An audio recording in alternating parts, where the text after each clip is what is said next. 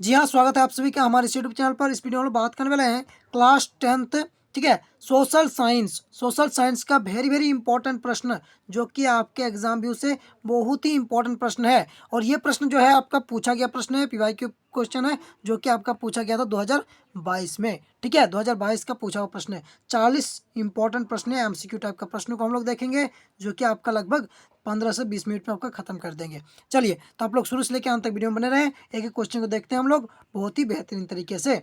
ठीक है, सबसे पहला यहाँ पर प्रश्न कहता है कि फ्रांस में प्रथम विद्रोह कब हुआ। फ्रांस में जो पहला विद्रोह हुआ था वो कब हुआ था। सबसे पहला ऑप्शन है आपका जुलाई 1830, जुलाई 1815, जून 1821, जुलाई 1832। तो आपका राइट आंसर हो जाएगा जुलाई 1830। ठीक है, जुलाई 1830 आपका राइट आंसर हो जाएगा। चलिए, अगला प्रश्न देख लेते हैं। अगला यहाँ पर प्रश्न कहता है कि निम्न में से किसका विश्वास था कि ईश्वर की मर्जी के अनुसार राष्ट्र ही मनुष्यों की प्राकृतिक इकाई है। तो किसका विश्वास था। ये विश्वास जो था आपका, ये विश्वास था जेत्सपे मैथ्सनी का था। तो ऑप्शन आपका सी आपका जो है राइट हो जाएगा। चलिए, अगला प्रश्न हम लोग देख लेते हैं। अगला आपके यहाँ पर प्रश्न दे रखा है तीसरा नंबर का, कहता है कि निम्न में से किसका कौन सी घटना ने पूरे यूरोप के शिक्षित अभिजात वर्ग में राष्ट्रीय भावनाओं का संचार किया। तो कौन सी वो घटना थी। तो वो घटना थी आपका फ्रांसीसी क्रांति की घटना। ठीक है, इस घटना ने जो है पूरे यूरोप के शिक्षित वर्ग में क्या किया, जो है एक संचार किया, राष्ट्रीय भावनाओं के संचार किया। चलिए, अगला प्रश्न हम लोग देखते हैं। अगला आपका चौथा प्रश्न है, कहता है कि 1848 में यूरोपीय देशों के किसान मजदूर किन कारणों से विद्रोह कर रहे थे। जो 1848 में जो किसान मजदूर थे, उन्होंने विद्रोह किया था। किस कारण से विद्रोह किया था।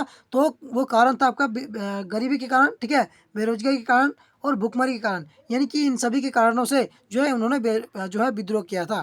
ठीक है, चलिए, अगला प्रश्न हम लोग देख लेते हैं। अगला आपका प्रश्न यहाँ पर कहता है निम्न में से किसने अपने उद्देश्यों के प्रसार के लिए यंग इटली नामक गुप्त संगठन का बनाया। ठीक है, बनाया या निर्माण किया। ठीक है, तो किसने कराया था। तो वो किया था आपका जेत्सबे मैथ्सनी ने किया था। ऑप्शन आपका जो है बी आपका राइट हो जाएगा। ठीक है, ऑप्शन बी आपका राइट हो जाएगा। चलिए, अगला प्रश्न हम लोग देख लेते हैं। अगला आपका है पांचवा नंबर का प्रश्न, कहता है प्रथम विश्व युद्ध में रक्षा व्यय एवं भारी इजाफा होने के कारण खर्चे की भरपाई के लिए निम्न में से किया गया। तो क्या किया गया था। तो किया गया था करों में वृद्धि किया गया था। ठीक है, यहाँ पर देख पा रहे हैं करों में वृद्धि किया गया था, युद्धों के नाम पर कर्जे लिए गए। ठीक है, सीमा शुल्क बढ़ा दिया गया, यानी कि ये सभी कार्य जो है किए गए थे। कब। प्रथम विश्व युद्ध के दौरान। प्रथम विश्व युद्ध कब हुआ था। तो प्रथम विश्व युद्ध जो हुआ था आपका, हुआ था 1900 कब से 1914 से 1918 तक।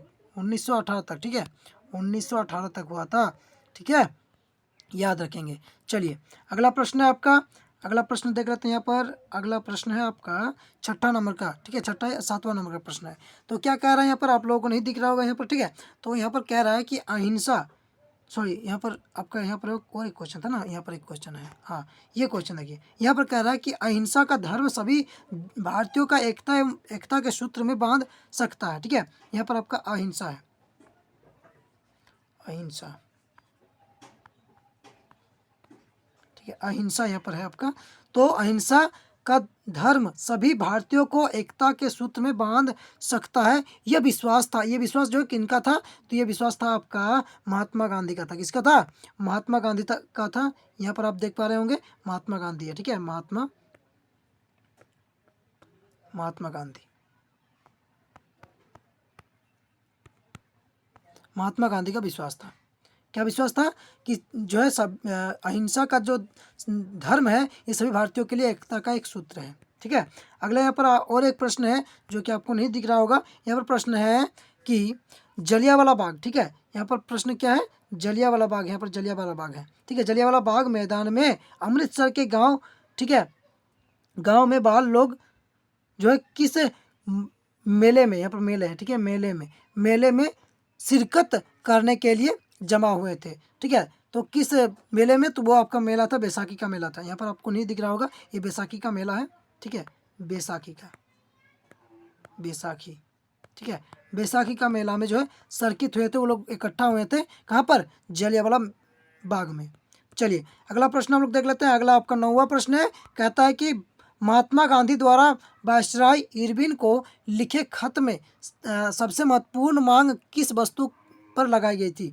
तो महात्मा गांधी द्वारा जो वायसराय को या वायसराय इरविन को एक खत लिखा गया था, ठीक है, तो वो खत में लिखा गया था सबसे जो महत्वपूर्ण चीज़, महत्वपूर्ण वस्तु पर जो कर है उसको हटाने के लिए कहा था। तो कौन से वस्तु था वो महत्वपूर्ण वस्तु, तो वो वस्तु था नमक, ठीक है, क्योंकि हम सभी जानते हैं कि नमक के बिना खाना अधूरा होता है, ठीक है ना। चलिए अगला प्रश्न हम लोग देख लेते हैं। अगला आपका 10वां प्रश्न है, कहता है हिंद स्वराज नामक पुस्तक का लेखक कौन है, ठीक है। इसका जो हिंद स्वराज है इसका राइटर कौन है, तो ये आपका है बापूजी, यानी कि आपका जो है महात्मा गांधी है, ठीक है। ऑप्शन सी आपका राइट हो जाएगा। चलिए अगला प्रश्न हम लोग देख लेते हैं। अगला आपका 11वां नंबर का प्रश्न है कि जर्मनी के एकीकरण का श्रेय किसे दिया जाता है। जर्मनी के एकीकरण का श्रेय जो है वो किसे दिया जाता है, तो ओटोमान बिस्मार्क को दिया जाता है दोस्तों। किसको दिया जाता है, ओटोमान बिस्मार्क को दिया जाता है। ऑप्शन सी आपका राइट हो जाएगा। तीसरा वाला ऑप्शन आपका जो है बिल्कुल सही हो जाएगा। चलिए अगला प्रश्न आपको देख लेते हैं। अगला आपका प्रश्न है कि चोरी चोरा कांड किस वर्ष हुआ, ठीक है। चोरी चोरा कांड जो हुआ था ये आपका कब हुआ था, तो ये हुआ था आपका 1922 को हुआ था। याद रखेंगे कि 1922 में जो हुआ था यही चोरी चोरा कांड हुआ था, ठीक है। ये आपका चौथा नंबर ऑप्शन जो आपका राइट हो जाएगा। चलिए अगला आपका 13वां नंबर का प्रश्न देख लेते हैं। 13वां नंबर का प्रश्न कहता है कि क्या कहता है कि पवन द्वारा मैदान अथवा ढालू क्षेत्र में मृदा को उड़ा ले जाने की प्रक्रिया क्या कहा जाता है। ढालू क्षेत्र में मृदा को उड़ा ले जाने की जो प्रक्रिया है इसको हम लोग क्या कहते हैं, इसको हम लोग मृदा अपरदन कहते हैं दोस्तों, ठीक है। ऑप्शन 3 आपका राइट हो जाएगा। चलिए अगला प्रश्न हम लोग देखते हैं। अगला आपका जो प्रश्न दे रखा है, अगला प्रश्न कहता है कि उत्पत्ति के आधार पर संसाधनों को 2 भागों में बांटा गया है, ठीक है, 2 भागों में विभाजित किया गया है। उनका नाम पूछ रहा है, तो उनका क्या क्या नाम है, वो एक नाम है जैव और एक अजैव, ठीक है। यहीं पर आपका पूछ दिया जाए कि समाप्यता के आधार पर 2 भागों में बांटा गया है, तो उनका नाम लिखिए, तो उनका नाम हो जाएगा नवीकरणीय और अनवीकरणीय संसाधन, ठीक है। तो जैव संसाधन, अजैव संसाधन, नवीकरण संसाधन और अनवीकरण संसाधन। किस पर, जब समाप्यता के आधार पर पूछे तो नवीकरणीय और अनवीकरणीय, उत्पत्ति के आधार पर पूछे तो जैव और अजैव संसाधन। आई होप कि आप लोगों को समझ में आ गया। चलिए अगला प्रश्न हम लोग देख लेते हैं। अगला आपका 15 नंबर का प्रश्न कह रहा है कि निम्न में से किस मृदा को रेगूर मृदा भी कहा जाता है। कौन सा मृदा, रेगूर मृदा। किसको कहा जाता है, काली मृदा को। काली मृदा किस फसल के लिए उपयुक्त मानी जाती है, कपास, ठीक है, क्या मानी जाती है, कपास। याद रखेंगे कपास की खेती के लिए उपयुक्त मानी जाती है काली मृदा। काली मृदा कहाँ पाई जाती है, गुजरात में, महाराष्ट्र में, मध्य प्रदेश में, इन सभी जगहों में जो काली मृदा पाई जाती है। अगला प्रश्न आपका है, अगला 16वां प्रश्न है कि जून 1992 में ब्राजील के किस शहर में प्रथम अंतर्राष्ट्रीय पृथ्वी सम्मेलन आयोजन किया गया था। तो प्रथम जो है अंतर्राष्ट्रीय पृथ्वी सम्मेलन कहाँ आयोजित किया गया था, तो ब्राजील का एक शहर है जिसका नाम है रियो डी जेनरो, ठीक है। कौन सा शहर, रियो डी जेनरो। ऑप्शन तीसरा वाला आपका जो है राइट हो जाएगा, Rio de Janeiro. Rio de Janeiro में जो है आपका प्रथम पृथ्वी सम्मेलन में कितने लोग जो है, कितने देश शामिल हुए थे, तो ये आपका करीबन करीबन 70 देश जो है शामिल हुए थे।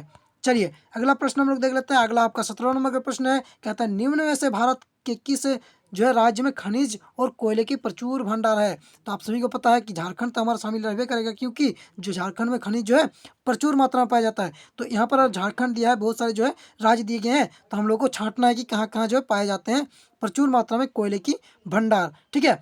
तो आप देख पा रहे हैं कि जो है ऑप्शन आपका जो है चौथा वाला क्या कह रहा है कि झारखंड, मध्य प्रदेश और छत्तीसगढ़, ये तीनों जगहों में हम जानते हैं कि जो है प्रचुर मात्रा में कोयले की भंडार है।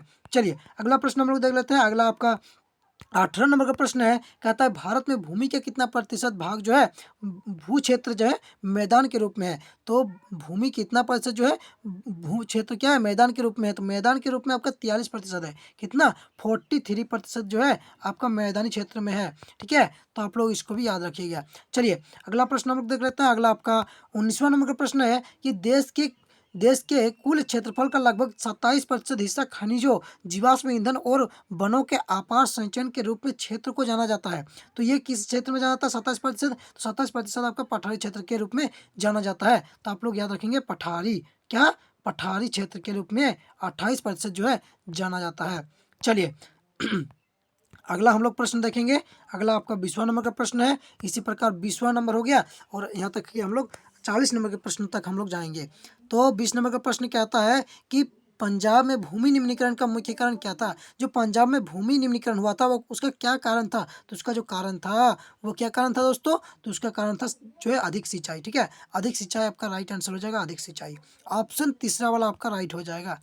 चलिए अगला प्रश्न हम लोग देख लेते हैं। अगला आपका 21वां नंबर का प्रश्न है। क्या कहता है? 21वां नंबर का प्रश्न कहता है कि निम्न में से किस प्रांत में सीढ़ीदार जो है सोपान खेती की जाती है? सोपान खेती मतलब क्या होता है? तो सोपान खेती का मतलब होता है कि सीढ़ी प्रकार से सीढ़ीदार, ठीक है, सीढ़ीदार माने एक सीढ़ी नुमा जो है खेती की जाती है, तो उस खेती को हम लोग सोपान खेती बोलते हैं। ठीक है, समझ में आ गया? तो ये जो होता है ये कहाँ पर होता है? तो ये आपका उत्तरांचल में होता है। आप लोग याद रखिएगा, उत्तरांचल आपका राइट आंसर हो जाएगा। ऑप्शन दूसरा वाला आपका राइट हो जाएगा। चलिए अगला आपका यहाँ पर प्रश्न दे रखा है 22वां नंबर का। कहता है कि क्या कहता है कि भारतीय वन अधिनियम किस वर्ष लागू किया गया? भारतीय वन अधिनियम जो लागू किया गया था ये आपका कब किया गया था? ये आपका किया गया था कब? 1972 को। ठीक है, आप देख पा रहे होंगे ऑप्शन चौथा वाला में आपका जो है इसका राइट आंसर दिया हुआ है, तो यही आपका जो हो जाएगा सही उत्तर हो जाएगा। चलिए अगला प्रश्न आपका 23वां नंबर का प्रश्न कहता है कि कौन सी परियोजना सतलुज ब्यास बेसिन में जल विद्युत उत्पादन और सिंचाई दोनों के काम जो है आती है, लाभ आती है, क्या होती है? काम आती है, काम काम सॉरी काम आती है। कौन सी परियोजना सतलुज बेसिन में कौन सी जो है विद्युत उत्पाद की सिंचाई के लिए, दोनों के लिए, विद्युत उत्पाद और सिंचाई दोनों के लिए काम आती है? तो कौन है वो? भाखड़ा नलंग परियोजना। ठीक है, दूसरा वाला जो हो जाएगा आपका राइट आंसर हो जाएगा, भाखड़ा नलंग परियोजना जो हो जाएगा आपका राइट आंसर हो जाएगा। ठीक है, दूसरा वाला ऑप्शन राइट हो जाएगा। चलिए अगला प्रश्न आपका देख लेते हैं। अगला आपका 24वां नंबर का प्रश्न है। कहता है दुनिया भर में जल की कमी किन कारणों से बढ़ रही है? दुनिया भर में जल की कमी किस कारण से बढ़ रही है? तो सूखा होने के कारण। सूखा क्यों हो रहा है? जो है पेड़ काट रहे हैं हम लोग, इस कारण से। ठीक है, बहुत सारे कारण है, प्रदूषण के कारण, इन सभी के कारण जो है हो रही है। तो यहाँ पर क्या क्या दिया है? सूखा होने के कारण, ठीक है, सिंचाई की बढ़ती मांग के कारण, सिंचाई जो है बहुत सिंचाई में जा रहा है, ठीक है, उस कारण से जो है जल की कमी हो रही है। ठीक है, जल की अधिक व्यर्थ करना, ठीक है, जल को बर्बाद करना का जितना ज़रूरत हो उससे भी अधिक हम लोग जल का जो है उपयोग करते हैं, तो उससे क्या होता है कि हमारा जो है दुनिया भर में जल की कमी होती है। इसके बाद यहाँ पर जो हो जाएगा आपका इनमें सभी जो आपका राइट हो जाएगा। ठीक है, ऑल ऑफ अबव जो हो जाएगा आपका राइट हो जाएगा। चलिए तो यहाँ पर आपका 25वां नंबर का प्रश्न दे रखा है। क्या कहता है कि बेल्जियम में 1950 से 1960 के दशक में किन भाषा के बोलने वाले समूहों के बीच तनाव बढ़ने लगा? ठीक है, 1950 से 1960 के दशक में किन जो भाषा थे, जो कौन कौन से ऐसे भाषा भाषा के लोग थे जिनके बीच जो है टकराव होने लगा, तनाव बढ़ने लगा? तो वो भाषा थे आपका फ्रेंच और डच। ठीक है, तो कहाँ पर? बेल्जियम में। पूछा जा सकता है कि बेल्जियम में डचों की संख्या कितनी थी, कितनी प्रतिशत थी? ठीक है, तो डचों की जो थी वो आपका था 59। ठीक है, याद रखेंगे 59% थी। और जो आपका था फ्रेंच, फ्रेंच कितना था? तो फ्रेंच था आपका 42%। ठीक है, 42%। तो इसको भी आप लोग याद रखिएगा। चलिए अगला हम लोग प्रश्न देख लेते हैं। अगला आपका प्रश्न है यहाँ पर श्रीलंका में एक मिनट, हाँ, श्रीलंका में अधिकतर सिंहली भाषी लोग किस धर्म को मानते थे? तो जो सिंहली भाषी लोग थे वो किस धर्म को मानते थे अधिकतर? तो वो बौद्ध धर्म को मानते थे। बौद्ध धर्म को जो है वो प्राथमिकता देते थे सिंहली भाषी लोग। चलिए अगला आपका प्रश्न है। अगला आपका 27वां नंबर का प्रश्न है। कहता है कि लोकतंत्र में, ये लोकतंत्र के लिए बुनियादी सिद्धांत के रूप में राजनीतिक शक्ति का स्रोत किसे माना जाता है? तो जनता को माना जाता है। आप सभी को पता है कि लोकतंत्र में जनता के बिना कुछ काम किया ही नहीं जा सकता है, तो जनता ही जो है लोकतंत्र में इम्पोर्टेंट होता है सबसे। चलिए अगला आपका प्रश्न है कि 28वां नंबर का प्रश्न है। कहता है कि सत्ता में भागीदारी की आवश्यकता कहीं पड़ती है? कहाँ पड़ती है सत्ता में भागीदारी की आवश्यकता? तो कहाँ पड़ता है? क्षेत्र, भाषा, जाति के आधार पर बंटवारा समाज में, ठीक है, बट समाज में, क्षेत्रीय विभाजन वाले बड़े राज्यों में, प्रत्येक लोकतांत्रिक राज्य में, इनमें सभी। तो इसका जो आपका राइट आंसर हो जाएगा वो आपका राइट हो जाएगा इनमें सभी। ठीक है, ऑल ऑफ द एबव, जितना भी आपका है ये सभी आपका राइट हो जाएगा। क्या क्या? क्षेत्र, भाषा और जाति के आधार पर बट समाज में, ठीक है, इसके बाद क्षेत्र विभाजन वाले बड़े राज्यों में, प्रत्येक लोकतांत्रिक राज्य में सत्ता की जो है भागीदारी आवश्यक है। हर जगह में सत्ता की भागीदारी आवश्यक है। सत्ता की भागीदारी आवश्यक नहीं होगी, सत्ता की साझेदारी नहीं होगी तो क्या होगा? टकराव बढ़ने लग जाएगा। ठीक है, टकराव हो जाएगा तो क्या होगा? वो देश बर्बाद हो जाएगा। अगला प्रश्न हम लोग देख लेते हैं। अगला आपका 29वां नंबर का प्रश्न है। कहता है कि निम्न में से किस प्रकार का टकराव आगे बढ़कर क्या अक्सर हिंसा और राजनीतिक अस्थिरता का रूप ले लेता है? क्या निम्न में से किस प्रकार के टकराव आगे बढ़कर जो है हिंसा और राजनीतिक अस्थिरता का रूप ले लेता है? तो सामाजिक टकराव। ठीक है, यदि समाज में कोई अहिंसा करता है, टकराव होती है, तो वो टकराव आगे जाकर क्या होता है? वो जो है एक अहिंसा के रूप हो जाता है। जो वो टकराव है वो बहुत आगे बढ़ जाता है।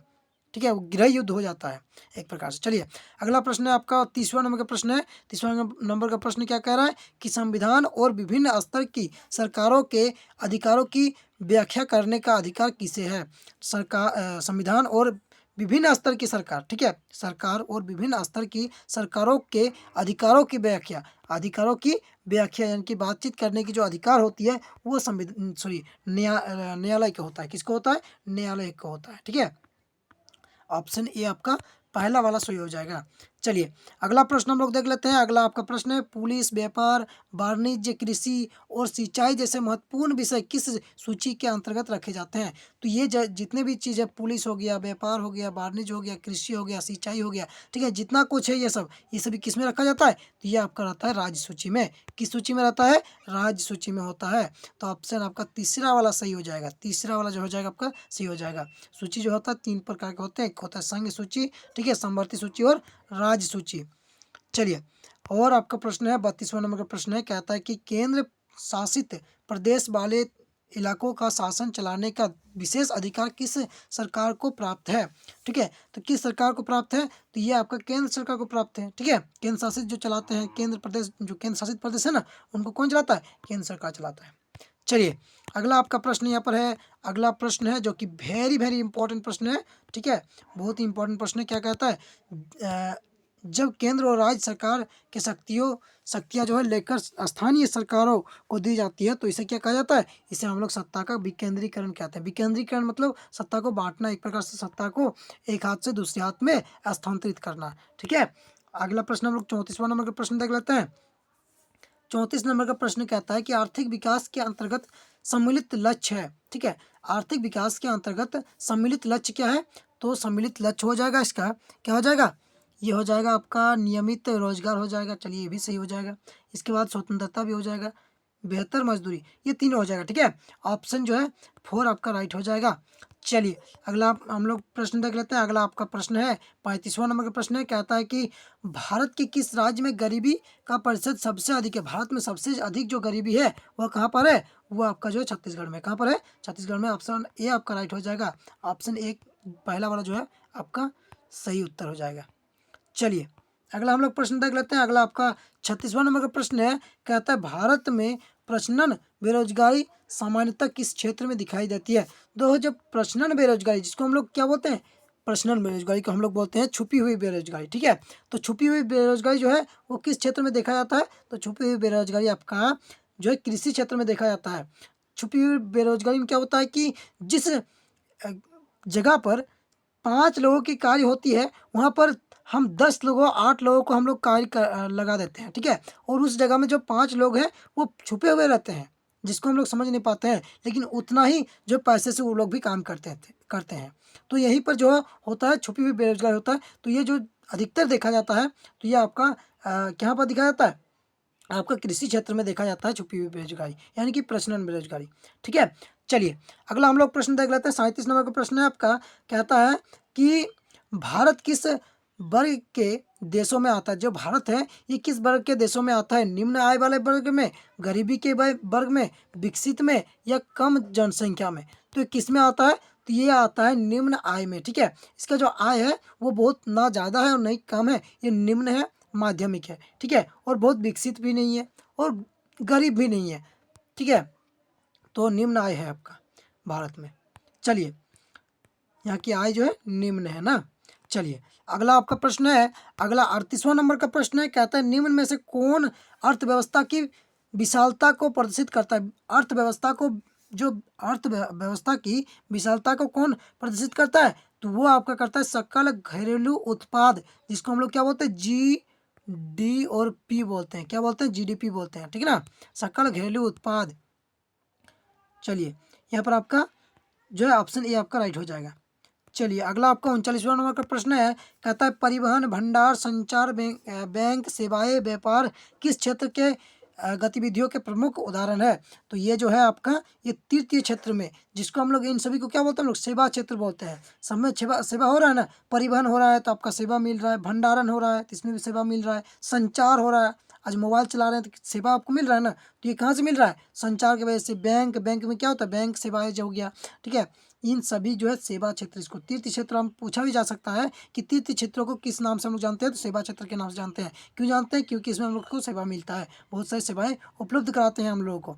तो ये सभी जितना भी है सेवा क्षेत्र के अंतर्गत आता है। ऑप्शन सी आपका राइट हो जाएगा, ठीक है, तीसरा वाला आपका राइट हो जाएगा। चलिए अगला आपका लास्ट और 40वां नंबर का प्रश्न है, क्या कहता है देख लेते हैं थोड़ा सा। 40वां नंबर का प्रश्न है कि कृषि क्षेत्र के श्रमिकों के किस लिए जो बेरोजगारी पाई जाती है। फिर से पढ़ते हैं कि कृषि क्षेत्र के श्रमिकों में किस प्रकार की बेरोजगारी पाई जाती है। जो कृषि क्षेत्र होती है इसमें आपका बेरोजगारी जो होता है वो आपका होता है चक्र बेरोजगारी होता है, ठीक है। ऑप्शन डी आपका राइट हो जाएगा, चौथा वाला ऑप्शन आपका बिल्कुल सही हो जाएगा। और ये जो था आपका मोस्ट इंपॉर्टेंट 40 क्वेश्चन था एमसीक्यू टाइप का, जो कि वेरी वेरी इंपॉर्टेंट था। तो आप लोग यदि पूरा वीडियो देखे हैं, ठीक है, तो वीडियो को अच्छा लगा हो तो लाइक कर दीजिएगा, ठीक है, वीडियो को लाइक कर दीजिएगा। अभी तक हमारे चैनल को सब्सक्राइब नहीं किए हैं तो सब्सक्राइब कर लीजिएगा। मिलते हैं अगले वीडियो में, तब तक के लिए बाय, ठीक है।